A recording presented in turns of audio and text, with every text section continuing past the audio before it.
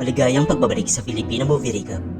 Ikukwento ko sa inyo ang isang action crime film na pinamagatang Parker by Jason Statham. Now sit back and enjoy the movie. Nagsimula ang pelikula sa Ohio State Fair sa Columbus, kung saan dumating ang pangunahing karakter, isang profesional na magnanakaw na tinatawag ng lahat na Parker. Isa siyang modern-day Robin Hood, isang profesional na magnanakaw na hindi nagnanakaw sa mahihirap o nananakit ng mga inosente. Habang nagbabalat kayo bilang isang pari, pinamunuan ni Parker ang isang grupo ng mga kriminal, kabilang ang isang kapatid ng isang Chicago mob na nagngangalang Hardwick at 4 na kriminal na may kahanga-hangang reputasyon. Ang kanilang layunin ay pagnakawan ang karnabal. Pumasok si Parker sa local security office at inistorbo ang gwardya, habang ang mga clown naman ay patagong pumasok sa loob at inatake sila. Sa loob, ang mga gwardya ay nagtatago ng malaking halaga ng pera mula sa 3 araw na bakasyon.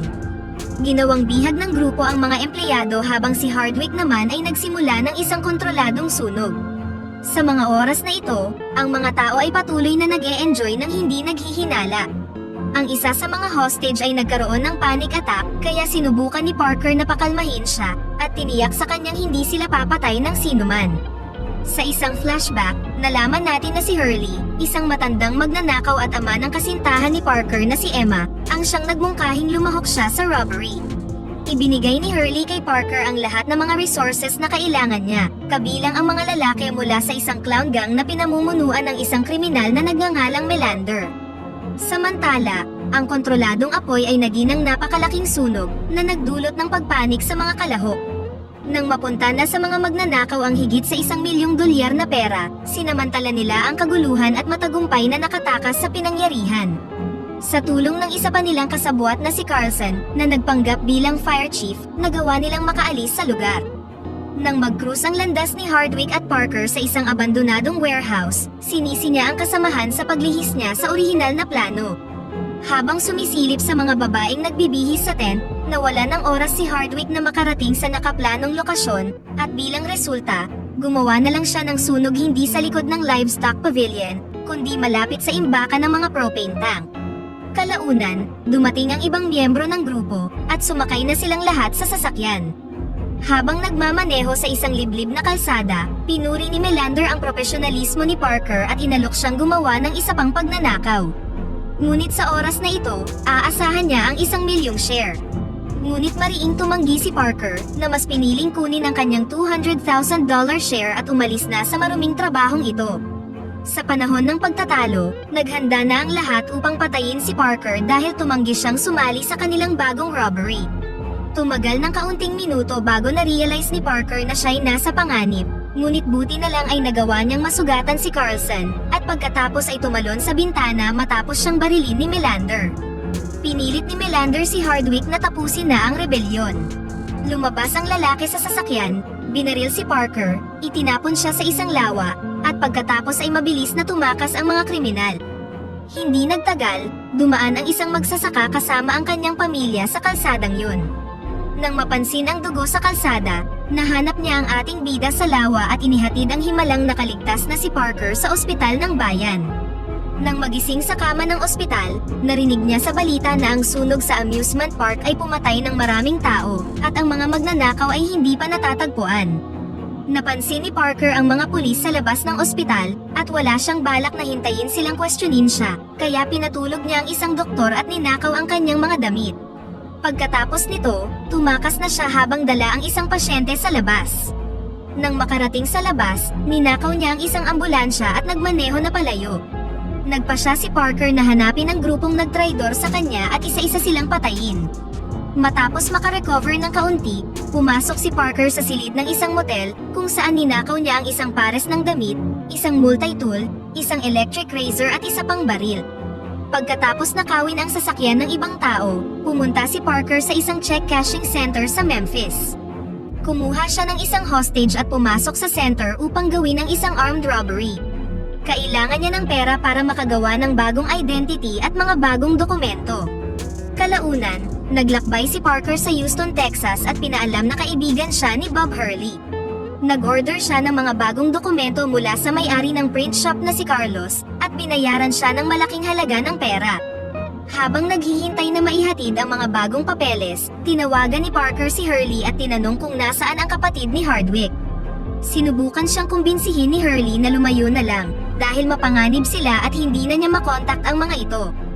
Gayunpaman, pinilit ni Parker na malaman ang address, at ibinunyag sa kanya ni Hurley ang bar kung saan nagtatrabaho ang kapatid ni Hardwick. Agad na naglakbay si Parker sa New Orleans.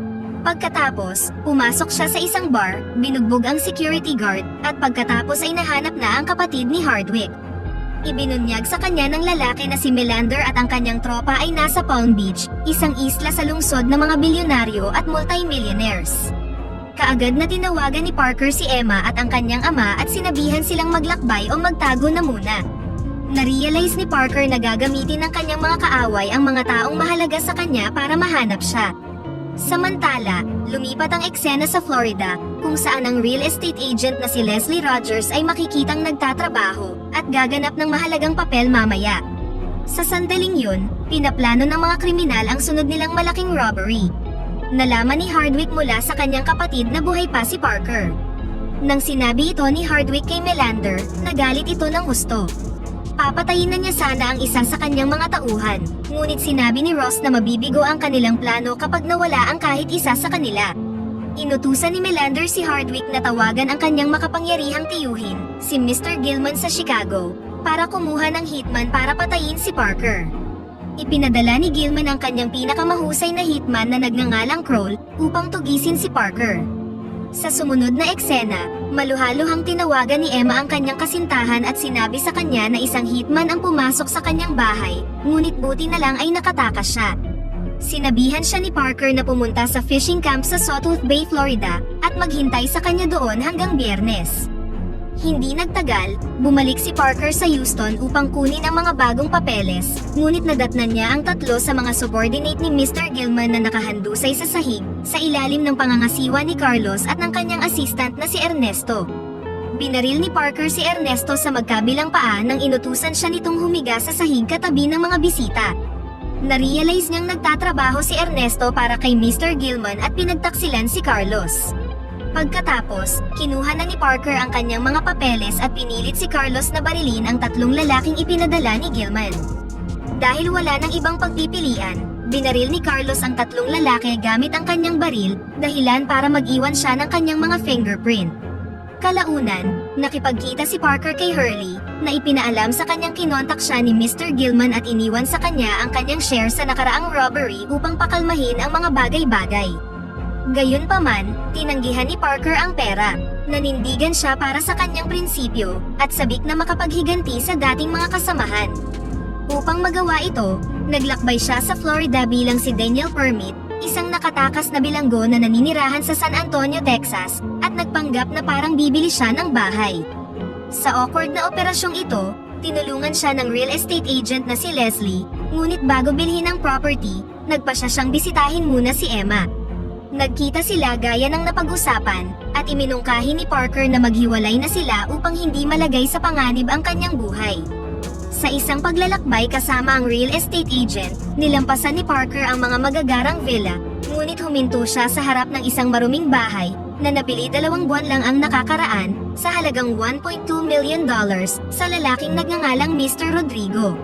Narealize ni Parker na natagpuan na niya ang bahay kung saan planong magtago ni Melander pagkatapos gawin ang pagnanakaw.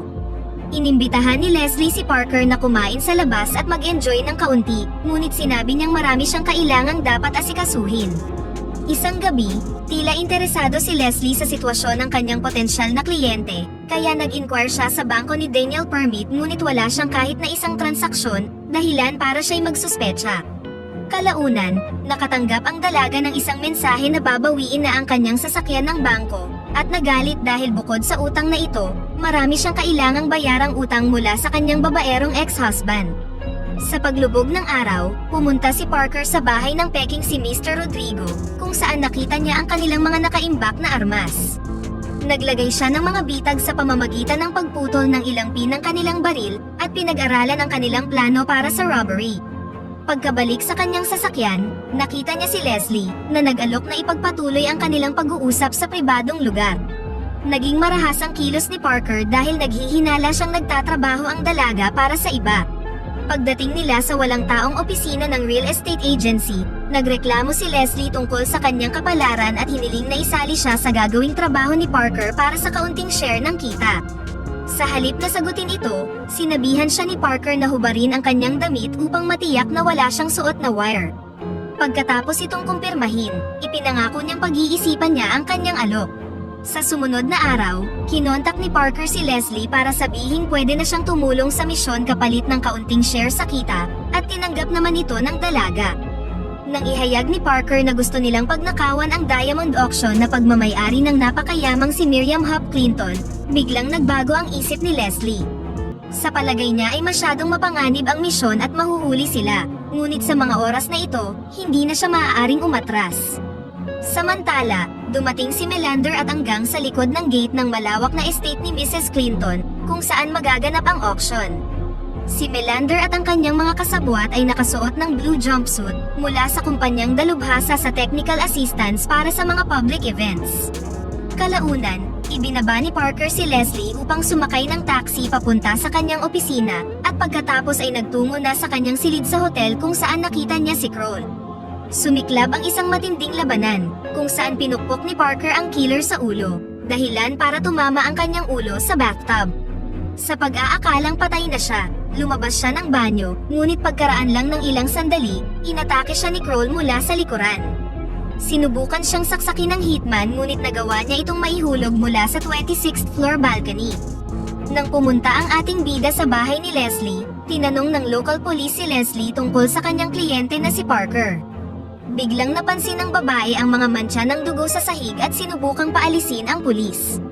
Kalaunan, inutusan siya ni Parker na pumunta sa isang payphone para tawagan si Emma. Hindi siya maaaring pumunta sa ospital, kaya dumating si Emma upang gamutin ang kanyang mga sugat at pinaalam kay Parker na tumatanggi siyang makipaghiwalay sa kanya. Samantala, naghanda na ang mga kaaway ni Parker para sa paparating na robbery. Hinintay ni Hardwick na magsimula ang auction at inactivate ang pyrotechnic system na inilagay ni Ross sa mga speaker. Si Melander at dalawang kasabwat na nakadamit bilang mga bumbero ay nagmaneho papunta sa auction house at kinuha ang mga alahas. Bukod sa itinaas ng pulisya ang lahat ng mga drawbridge sa pagitan ng Palm Beach Town at ng mainland, pinantayan din nila ang marina at hinarangan ang mga kalsada. Si Hardwick na nakasakay sa isang speedboat ay dinistract ang pulisya, habang si Melander at kanyang mga kasamahan naman ay nagdive na sa dagat gamit ang kanilang diving gear at bumalik na sa bahay. Doon, naghihintay na si Parker para sa kanila na nagtago sa dilim na may dalawang baril. Dito na pumasok si Leslie sa eksena, kung saan nahuli siya ni Hardwick matapos siyang makitang nakasilip sa bintana. Naghinala si Melander na nasa malapit lang si Parker at ipinadala ang kanyang mga tauhan upang halugugin ang bahay. Tahimik na pinatay ni Parker si Ross at pagkatapos ay inutusan ni Melander si Hardwick na hanapin si Parker. Samantala, nanatili si Carlson kay Leslie. Ilang sandali pa, nakita ni Melander si Parker at sinubukan siyang barilin sa likod, ngunit hindi pumutok ang kanyang baril. Sinundan ito ng isang labanan kung saan napatay ni Parker si Melander, at sa parehong oras na yon, binaril ni Leslie si Carlson gamit ang baril na nakatago sa ilalim ng mesa. Tinutukan ni Hardwick ng baril si Leslie at nagbantang papatayin ang dalaga kung hindi papayag si Parker na paghatian na lang ang mga ninakaw. Ngunit nang kalabitin niya ang gatilyo, lumalabas na sira pala ang baril at direktang binaril ni Parker si Hardwick sa ulo. Kalaunan, nagpaalam na si Parker kay Leslie. Sinabi niya sa dalaga na itago ang mga alahas sa air conditioning duct sa kanyang opisina at nangakong magpapadala siya ng isang tao upang kunin ang mga ito sa loob ng 3 buwan. Pagkalipas ng 6 na buwan, nahanap at pinatay ni Parker si Mr. Gilman. Makalipas ang 1 taon, natanggap na ni Leslie ang kanyang share na umabot sa $24 million sa 2 cardboard box sa pamamagitan ng express mail. Sa huling eksena, tinulungan ni Parker ang magsasakang nagligtas sa kanya mula sa kamatayan at nagsimulang maniwala ang matanda na si Parker ay hindi isang tao, ngunit isang anghel. Pakipindot naman ang like button kung nagustuhan mo ang pelikula at kung